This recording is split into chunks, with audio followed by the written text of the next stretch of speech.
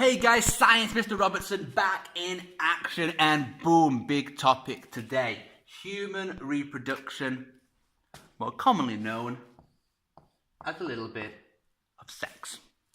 This is the video where I explain how sex actually works and what the different body parts involved actually do. It's going to get really awkward, get used to it now. Let's go. And the first thing to think about is that we are not like many other mammals, because lots of mammals only have sex for like a few days of the year because they want their children just to be born at the right time of year, usually in the spring, because in spring they've survived the winter. Winter's the hardest time to live, so if you're born in spring, then you have summer and autumn, it's warmer, it's safer, there's more food. So a lot of mammals do that. Humans don't. Humans can survive all through the year, so that means sex can happen all through the year. And babies can happen all through the year. Rather than doing some embarrassing photographs, I printed some. I'm going to start off with the male reproductive system. I'm going to be a bit closer as well. Now, let's start with the thing that is most obvious, the penis. The penis is what comes out from the end, and the penis is the tube where, of course, both urine, pee, comes out of, and also the sperm and the semen. Now, although the penis is what you actually see here, the most important bit is just behind, in that little bag with the two balls in it. That bag is called the scrotum, and we've got the testicles that are inside there. Now, the testicles is where the sperm cells are actually made. And you can expect about 300 million of those to be made every single day. Now, what's interesting is that they are outside the body.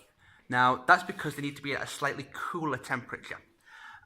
Also, the temperature is very, very important. They can actually get bigger, or they can get themselves much smaller if they need to control the temperature to save heat or to give out heat to get bigger.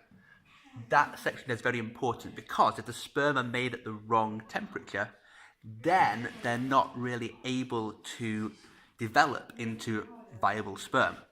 We need them to be at the correct temperature there. Really, really important. Those sperm that are made are then mixed later on to actually make the semen. You actually need a really thick liquid. It's a milky coloured liquid, and this here provides lots of the nutrition, which is very, very important. Those sperm going out from the penis up into the vagina and then beyond, they need to swim for the equivalent of marathon level distances. Those cells there are packed with energy making substances, and not only that, of course, that sweet liquid that comes out. Now, all those sugars provide a brilliant amount of energy. When sex actually happens, the penis has to get erect. That means it swells with blood. Blood will rush in here, not able to come out. The penis will get itself what we call hard. This happens when you're sexually aroused as a male. However, it is not exclusive to that. Especially when you're younger, it can just happen. It can happen in your sleep. An erection, don't worry about it. It does happen. What you can point out here is that we have the outer section here, the ulna. This is the section here that's most sensitive. So this is the bit which has the biggest amount of feeling. So that there is where the biggest concentration of the nerves are. There's also a protective layer of skin, what's called the foreskin, on the outside to protect that very sensitive area from getting bashed and so forth. Of course, very sensitive, it's going to hurt a lot. That's the male section there. But we're over here and get the female section as well to continue. Because the female section, unlike the male section, is actually not on the outside. It's actually a lot more on the inside. Here we go. On the outside, all that you can actually see are the labia. These are the two little wing shapes that surround the vagina, and the vagina is actually this section up here. So You don't have the same tube in the female. The bladder here, this is where the urine is stored, and it comes out slightly before the vagina, so it's not the same hole as it is for the male. You also will see on the outside the clitoris. The clitoris is really small. The clitoris will, however, swell up when it's sexually aroused.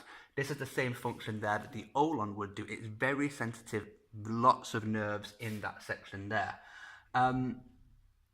However, that's all you see on the outside. So you don't see so much in that section. And of course, a penis would have to go into the vagina here during sex. Now, the vagina is very, very elastic.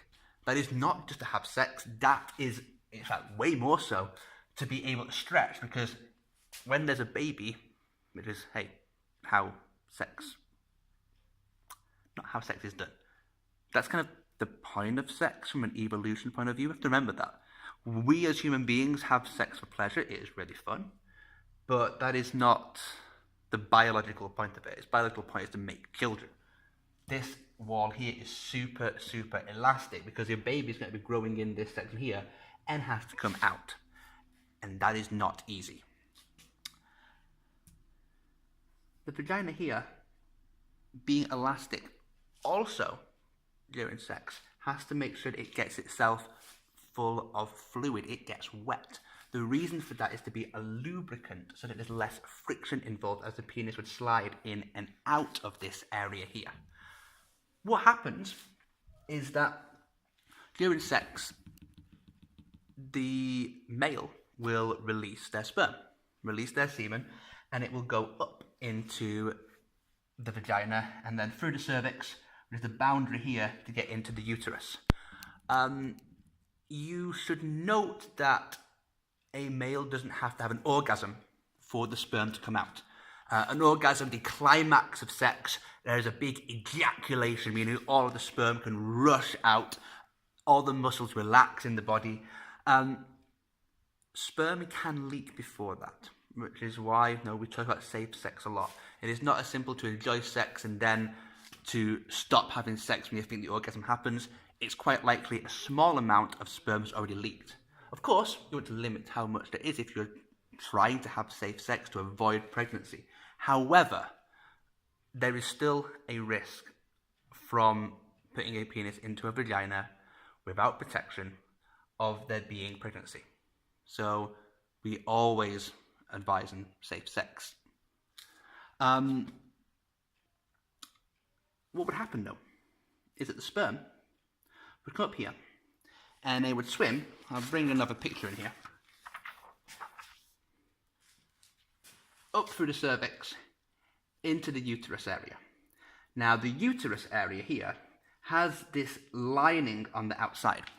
That lining is not kept up all the time. It requires a lot of blood and nutrients. What happens is a woman gets rid of that around once a month. That's what we call a period or a mens. It's this layer here basically ripping itself away from the walls and coming down the vagina. It can be mildly painful to some. It can be very painful to some because you have to basically rip all of this layer out and take it away from the body. Sperm that are able to get up through here will swim into one of these two channels here. And if they're lucky, they will meet an egg. That egg has came from one of the ovaries on either side, and they are released, you guessed it, once a month.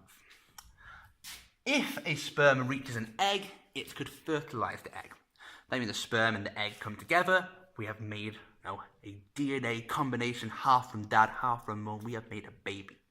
And that will come and that will settle in one of these sections here, because then it will get the nutrition to grow.